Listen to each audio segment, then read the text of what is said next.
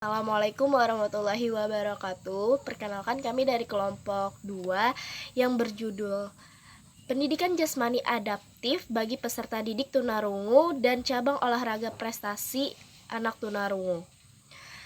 Dosen pengampu sendiri yaitu Ibu Dewi Eka Sari Kusumastuti MPD, dan anggota dari kelompok 2 yaitu M. Alvis Ariski dengan NIM 19 10 12 73 1007, dan saya sendiri Maudiana Farida Yasmin 19 10 12 73 2005, dan teman saya Nurul Asia dengan NIM 19 10 12 73 2001, dan yang terakhir ada Ripka Raya Bangun 19 10 12 72 2018. Konsep dasar anak tunarungu.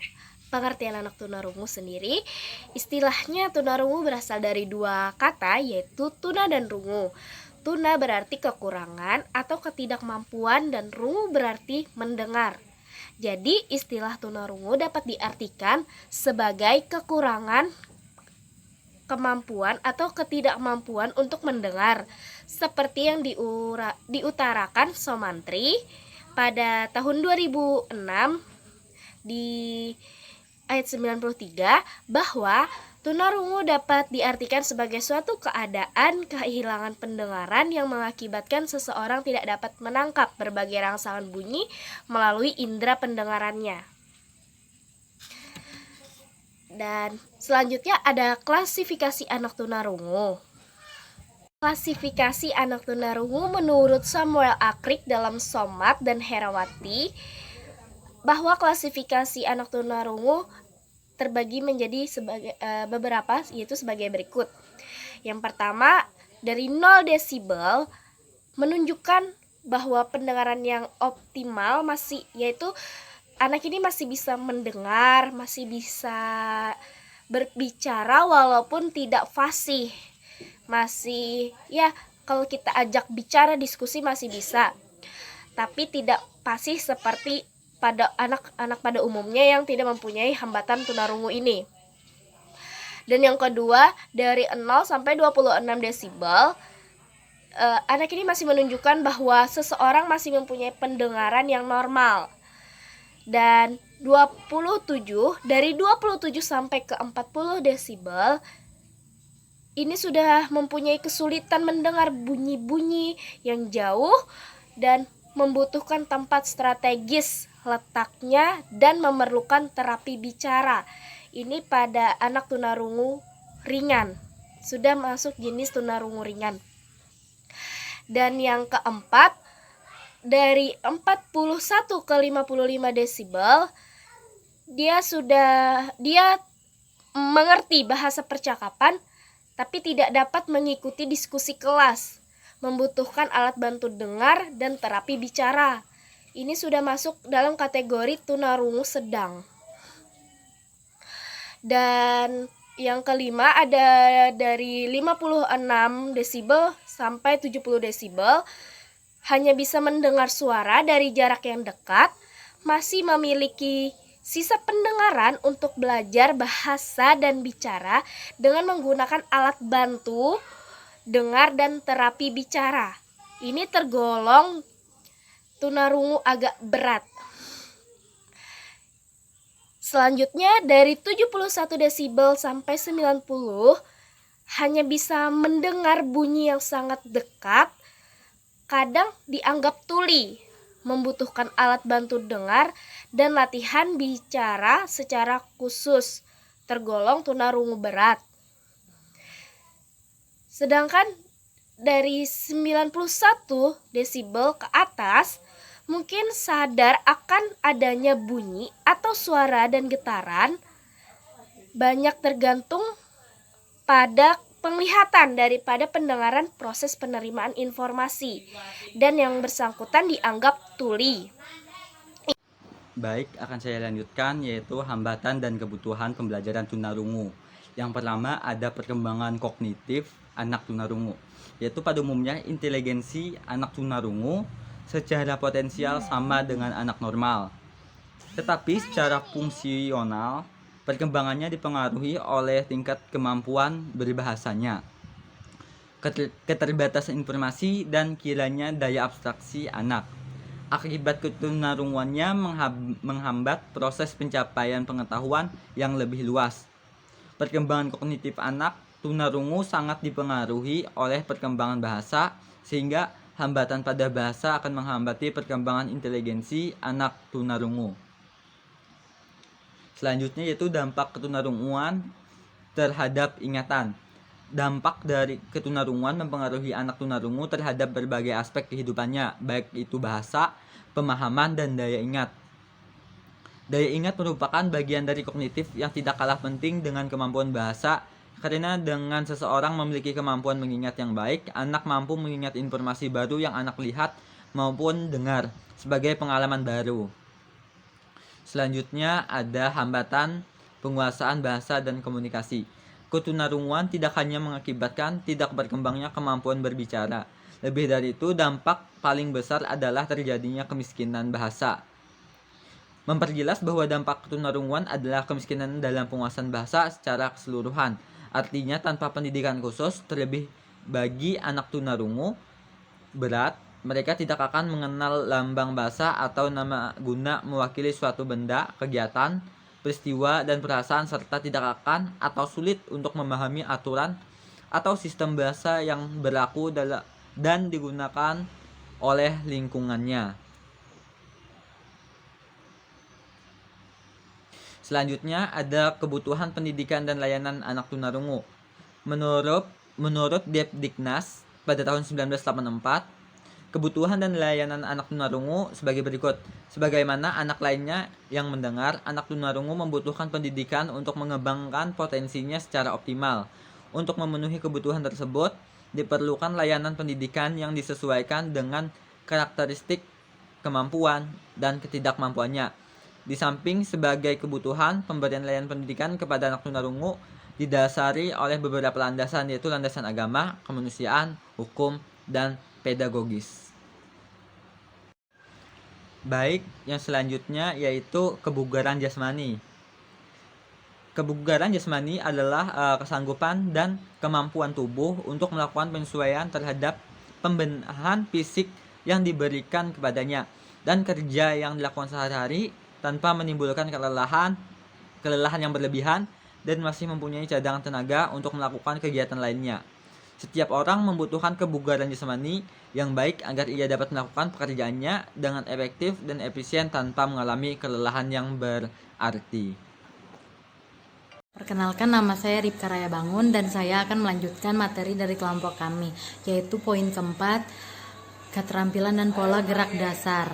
Jadi pola gerak dasar adalah gerakan-gerakan sederhana yang dibagi ke dalam 3 bentuk gerakan, yaitu yang pertama gerakan dasar lokomotor, yaitu gerakan yang berpindah tempat, misalnya berlari, berjalan, melompat.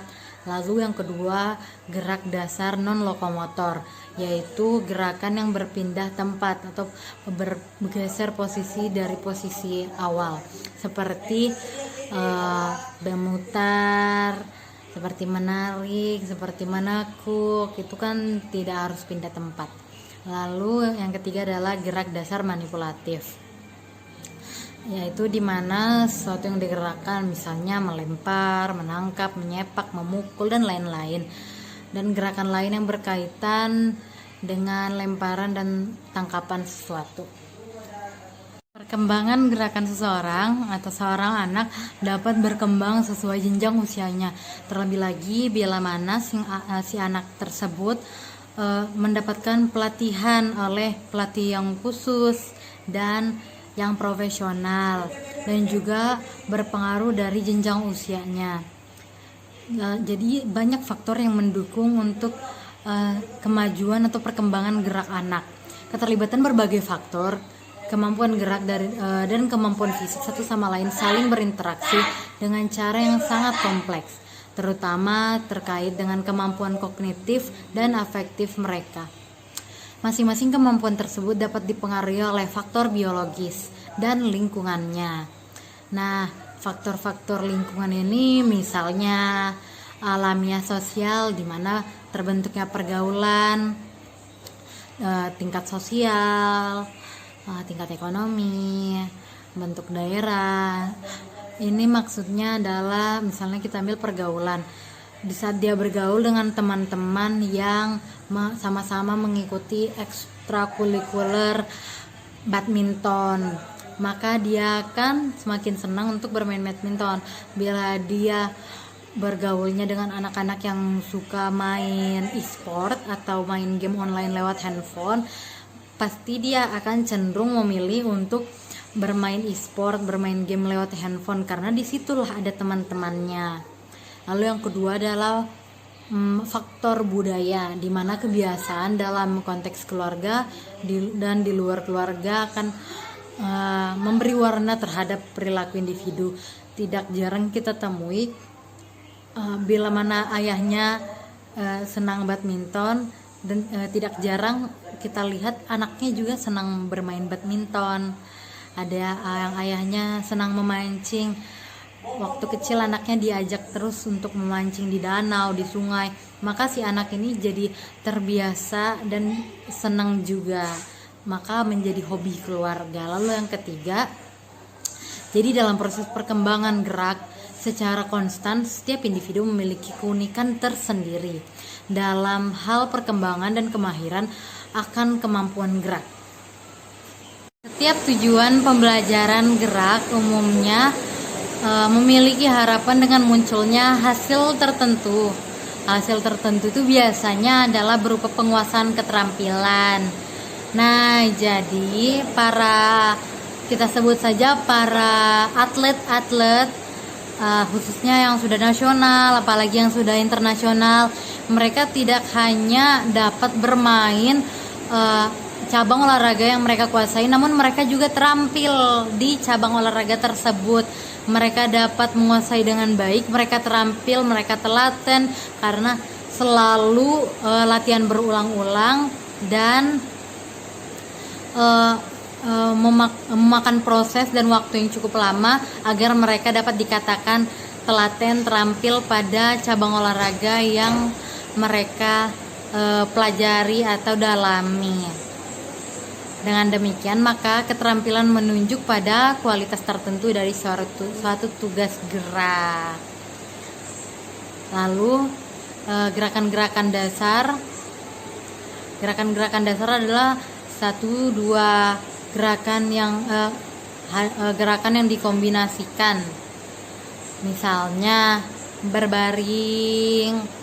Nah, berbaring ini ada berbaring telentang, lalu juga ada berbaring telungkup atau tengkurap, lalu berbaring miring ke kanan, berbaring miring ke kiri, nah dan banyak lagi. Lalu kita masuk ke poin yang kelima, yaitu aktivitas individual dan kelompok. Peserta didik berpendengaran terbatas atau anak tunarungu dapat berhasil dalam suatu tipe pertandingan individual, ganda, dan kelompok. Berikut ini diberikan beberapa saran penyesuaian dalam pedoman untuk individual dan kelompok. Menurut French dan Jasma tahun 1982, yaitu pertama, permainan dengan sedikit peraturan, tidak ada insur salah, dengan batasan-batasan minimal dan meningkatkan keberhasilan yang cepat. Lalu permainan tradisi apapun dapat dimodifikasi. Kadangkala diperlukan bantuan peserta didik lain agar tujuan dapat dicapai. Yang kedua, bila peraturan permainan perlu dipatuhi sungguh-sungguh, guru pendidikan jasmani harus menggunakan bantuan visual dan usaha agar peraturan dasar dan isyarat sepenuhnya dapat dipahami oleh semua peserta sebelum aktivitas dimulai. Lalu yang ketiga, peserta didik berpendengaran terbatas dapat diberikan bahan tertulis untuk melengkapi instruksi. Bahan tersebut dapat mengulangi peraturan dan strategi permainan yang telah diperkenalkan dalam kelas.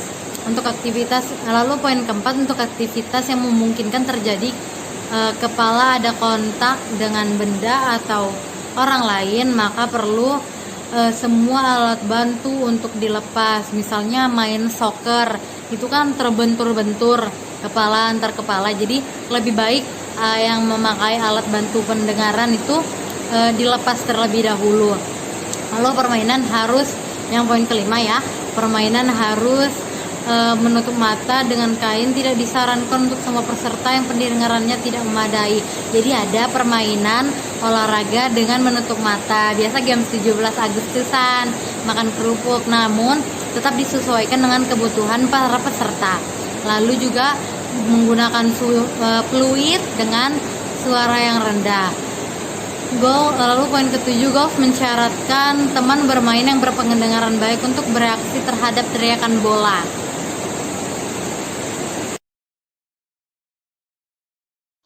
Assalamualaikum warahmatullahi wabarakatuh. Perkenalkan, nama saya Nurul Asyah dengan NIM 191012732001. Di sini saya ingin melanjutkan presentasi dari teman saya, yaitu hal-hal yang perlu diamati atau diperhatikan guru dalam memberikan pengajaran pendidikan jasmani adaptif bagi peserta didik tunarungu. Yaitu guru yang termasuk mengajarkan pendidikan jasmani tidak melakukan diagnosis, namun mereka berada dalam posisi mengamati untuk memperoleh data tentang keterbatasan pendengaran, seperti tanda-tanda berikut, yaitu cara berbicara tidak baik, kepala diarahkan ke sumber bunyi, kemudian berulang kali meminta pertanyaan atau penyataan diulang, sering sakit kepala, lalu melamun dan perhatian kurang, serta mempunyai masalah keseimbangan. Kemudian juga ada cabang olahraga prestasi bagi tunarungu, yaitu olahraga adaptif atau yang dikenal para sport LJ Daptis 2006 dalam Mukhtar. Adalah olahraga yang dimainkan oleh para penyandang disabilitas, termasuk hambatan fisik dan intelektual yang dimodifikasi untuk memenuhi kebutuhan penyandang disabilitas. Bisa disebut olahraga yang disesuaikan. Kemudian, olahraga adaptif sama halnya dengan olahraga pada umumnya, yang melibatkan fisik dan keterampilan. Hanya saja olahraga adaptif memerlukan modifikasi penyesuaian dengan hambatan yang dialami anak. Beberapa ada cabang olahraga bagi anak tunarungu, yaitu ada bola voli, ada renang, dan ada lari. Bola voli itu dimainkan dua regu yang berlawanan. Kemudian kalau renang itu komponen atau unsur yang perlu diadaptasikan saat renang anak tunarungu yang sesuai dengan keterbatasan mereka. Maka diperlukan sedikit penyesuaian di antaranya dengan mengganti peluit atau pistol dengan alat yang dilihat atau yang dapat dirasakan mereka, seperti contoh bendera atau megafon. Kemudian ada lari. Lari bagi disabilitas tunarungu, modifikasi yang diberikan pada cabang lomba lari, peluit yang digunakan untuk start diganti dengan bendera yang dapat dilihat oleh peserta tunarungu. Itu saja yang dapat kelompok kami sampaikan. Mohon maaf jika ada salah kata atau salah pengucapan. Terima kasih. Wassalamualaikum warahmatullahi wabarakatuh.